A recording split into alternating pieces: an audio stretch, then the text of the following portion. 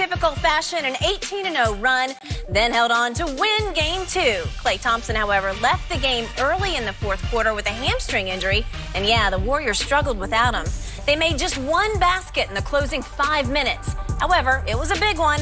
Andre Iguodala hit the game-clinching three in the closing seconds to tie the series 1-1. Game 3, Wednesday at Oracle.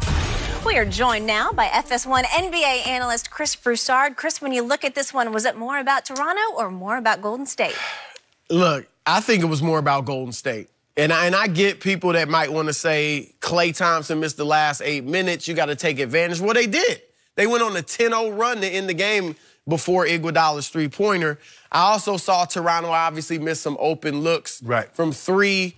But that was more of who Toronto is. They shot almost 40% from three in Game 1. That's not who they are. They shot 34% throughout the playoffs to that point.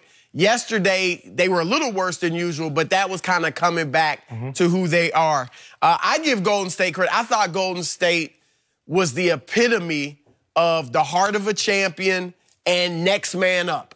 I mean, we could go, look, Boogie Cousins, I was skeptical. When I heard that Steve Kerr had put him in the starting lineup, I was like, oh, man, here we go. So was I. You know? I agree. And you saw from the first possession how he got into Marc Gasol. I thought even a little too aggressive. He might have been fouling him on the first possession, but... By the way, to your point, every time DeMarcus had the ball in his hands, I was a little nervous. Like, I was rooting for Golden State, but it was like a little shaky. Right. Like, uh-oh. Is he going to shoot a three? And he obviously hit one. Yeah. But his passing, like he was like a spectacular role player yesterday. You know, with the 11 points, the 10 rebounds, some big rebounds late.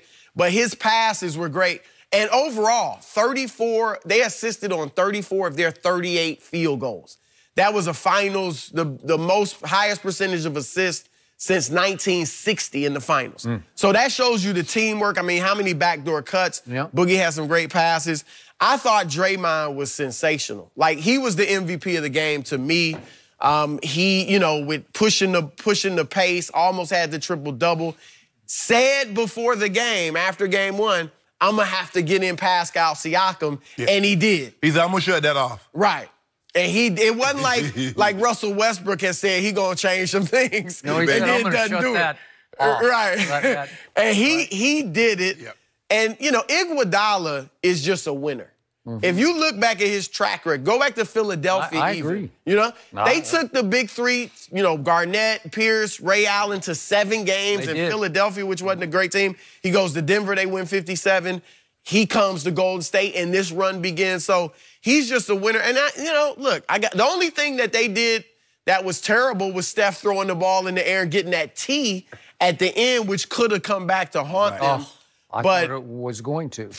Yep.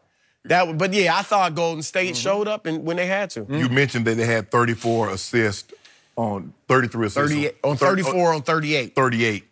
Because they're the only team without KD that doesn't have a guy that can go get you buckets on his own.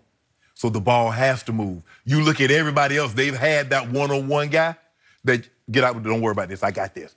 That's not what Steph's going to do. Steph's not going to say clear. He can do some of that, but... Steph's not going to say clear side. Klay's not going to say clear side. Draymond's not going to say clear side. Maybe Boogie Cousins. But Boogie has stepped out of that role in order to blend better into this role, which is, hey, okay, you know, look, I can't get 20 shots. I can't go one-on-one and do the sanitation truck and beep, beep, back everybody down. So he's doing a great job of moving the ball. But I told you, didn't I tell you this more about Golden State? You tell me everything. I tell you, I told you this was about Golden State. Look, do I believe that, how do you win a game when you shoot less than 40% from the floor? Because Toronto shot 37.2% from the floor. You're going to lose. And if you let the opposing team shoot 46%, you lose in that game, Skip. And as bad as they played, they still had an opportunity to win it. Now, moving forward, we still don't know what Klay's going to have. Now, Klay said at the thing, he said he heard a pop. Now, the last time we heard a guy that say he had a pop, to say he was going to be okay, Skip, how many games did he miss? He's getting old. And he was supposed to be out 6 months. Yeah, he fought through and came back in 5 weeks. Pain. Yeah. Right? Didn't I read that somewhere? So, look, give the Warriors credit. because Klay also said after the game, we'll show that what we're made of. We'll show that we have the heart of a champion. There's a reason why we're in this position. 5 straight NBA finals, going for our 4th title in 5 years. They're made of the right stuff. They don't count themselves out. They believe in each other. And the ball moves. Like I said, again, Kevin, not a knock on you. They're not better than with you not being there, KD. They're very, very different. And that's okay. That's not a knock on you. Great. They're still great. They're great. They're even greater with you. Because now, see, Kevin Durant would have never allowed what happened last night. 5:39 and you go all the way down to 6 seconds before you get a basket? No because way. now... And they never would have been able to go box at 1. Box at 1. Exactly. That's like 7th grade. You know? So, Skip, you can say, hey, KD, go and get us one of your buckets right now. Just slow this run down, because they're not going to be 10-0 with KD on the court in that situation. So this was the Warriors, the Raptors, but don't count them out yet. They still got old Claw. Claw made the right stuff, Skip. Thank you for bringing up that guy, because I got to take issue with my friend, Mr. Broussard, sitting to my left right now, because he said last week that number 2 has answered every challenge. So now I want to talk about the un-MVP of the night last night. And I give Mr. Broussard every positive point he made about Golden State, because you are dead right about all that. They have, as Steph said after the game, championship DNA, and it manifested itself in many big and little ways that you detailed so beautifully. Now, all I know is that game was begging for number 2 to take it over and win it. And if he had, Toronto would be up 2-0, and everybody would be saying, could this be a sweep? And I think Toronto would be perfectly positioned to win its first ever NBA Finals and NBA championship. And down the stretch, last 8 minutes of this game, number 2 turned back into just what I told both of you he is not. He is not a clutch closer. I've said I watched him for 7 years. I know what he's not made of. He is fragile physically and sometimes mentally. He is supremely gifted. Listen, I was the guy who was arguing against you all those years that he was rising and shining in San Antonio, but he needed somebody to close for him. He needed Tony Parker, Monty Ginobili, or back in the old days, Tim Duncan, to close for him. And last night, he needed somebody else to close, because he said the day before, I was in a box in San Antonio, and now he's out of the box. So, in a box? Last night, yeah, that's what he said. How'd that make you feel? Well, it just... Go look at what I tweeted.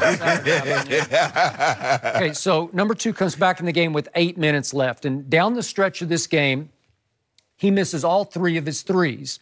That's with 7:14 left, 5:54, and 2:43. He misses threes. If he makes 1 or 2 of those, we might be having a different conversation right now. He had a crucial turnover with 2:18 left, tries to dribble it into traffic and just loses the basketball. You can't do that if you're that guy in that building on that night. The one Draymond knocked away from him? You know, but you just can't. You got to protect the ball and get to the basket. In the final minute and a half, number 2 had 2 9-foot 2-point shots and badly missed both of them. You just can't. You got to make one of them, and maybe we're having a different conversation. And now let's look at the 2 scoring plays that he had, both of them highly debatable and controversial, because the first one comes with 6:38 left. He gets away with driving into the middle and throwing his elbow into Draymond and flat out running over him and knocking him down. And then Bogut tries to get in the way, and he elbows Bogut. Hit them both with an elbow, and then he comes completely down. That was a heck of a make, though. Okay, it's a heck of a make with his feet on the floor. He travels. Like, something's got to give here. The ball leaving. Oh, okay, the ball's leaving. It hasn't left his hand. He's traveling with his feet on the floor and just happens to throw it way up off the backboard, and it trickles in somehow. Let me guess, you said they know it was luck. Okay, it's an offensive foul. He hits Draymond as hard as he can, left elbow right into chest, and knocks him on his back. It's charging, but they give him and 1. So that's half of his fourth quarter points. That's 3. And then here we go with the more controversial play with 1:08 left that leads to a technical foul on Steph Curry, because he drives on Cousins, and Cousins just reaches right in and snakes the basketball right away from him. DeMarcus is capable of doing this. He got all ball. DeMarcus is out of his mind trying not to get a technical himself. He just knocked it out of his hands. And it goes right to Steph, and Steph heard the whistle before the ball touched his hand, so he just follows through and throws it into the rafters, and it's a technical foul, and he goes and makes all 3 free throws. And I give you, he made 16 of 16. That's sensational. But 6 points that are controversial come on an and 1 and 3 free throws, and that's all you got? This is it. This is your game to win, because guess what Golden State doesn't do? As we've been talking about all morning, from the 5:39 mark all the way down to the 7-second mark, Golden State can't score a point, not a free throw or a basket. They score 0.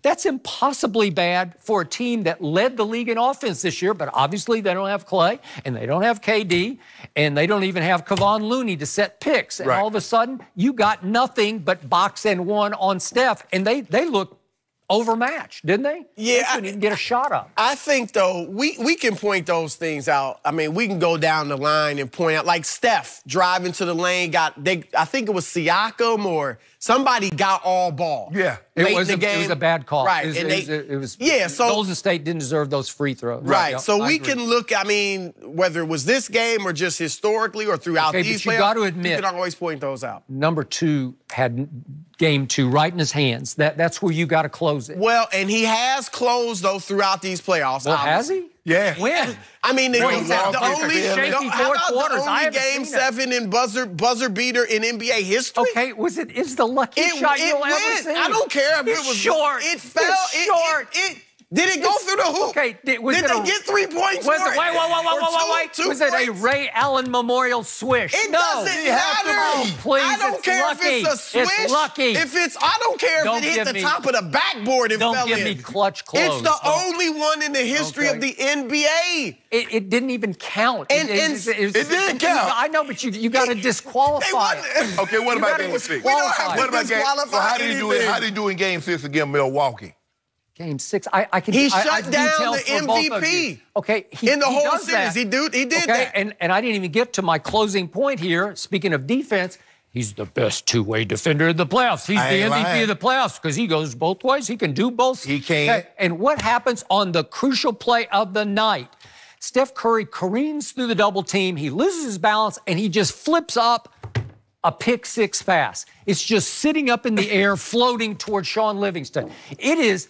Hey, 2, take it and go dunk it. That's what would have happened. If he intercepts that ball, he's going to go dunk it, and maybe he and ones it at the other end, and they win the game. Skip. You've got to intercept that ball. If you're that guy, you're the claw. Prime you're the claw. Prime time. Deion Sanders didn't intercept every pass that was thrown his way. We saw before. We pointed out a pass that Kawhi threw over 3 people that didn't get intercepted. Barely got there. You remember that? When he was backing up? Okay. We backed it up. Hey, so what's the point? You're doing apples to oranges. I'm saying Steph threw a terrible pass. I agree. Yes. It was terrible. And somehow Sean Livingston, who shouldn't have even been in the game, except for Clay's injury, he beats 2 to the ball, and 2 took a terrible angle. It's like, I don't even know what he's thinking. Well, I'll say this with Kawhi, and you'll probably jump on this. He does not look like he has the explosiveness. I've been telling you. I'm not saying it's no excuse. It's no excuse. It's no excuse, but he's not explosive. No, he doesn't. He's not explosive, but it's does he look as explosive to you? Yes. No. He looks 1,000% You saw him running. I saw him running up and down the court. Right. No. Oh, he's excuse. hobbled. You're out there. He played 38 minutes. What's he got? A thigh bruise? I don't know what it is, but I'm just saying. And I give you his body, for as tough and big and strong as he is, his body is fragile. It is fragile. But he does not look like he's got the think of what we just saw. We saw DeMarcus Cousins come back after just 7 weeks of a torn quad. It's a miracle that he played. And he played 28 minutes last night because he had to play 28 minutes, and they got away with it. Yeah. My guy is no longer in San Antonio, number 2, who used to be my guy, because he missed 73 games with a bruised thigh. A bruised thigh, your quad muscles, your thigh muscle, okay? You miss 73 games, and wait, DeMarcus miraculously says, I'm going to suck it up and tough it out for my team, because I've never been in an NBA Finals before. But they play different positions. They have different style. It's easy for a big man. Because Boogie was already slow. Ain't like he was Kawhi. Yeah, but again, you still have to move. Explosive. Yeah. Come on. And the other thing, Skip, Golden State is a great defense. When they want to buckle down, that's one of the things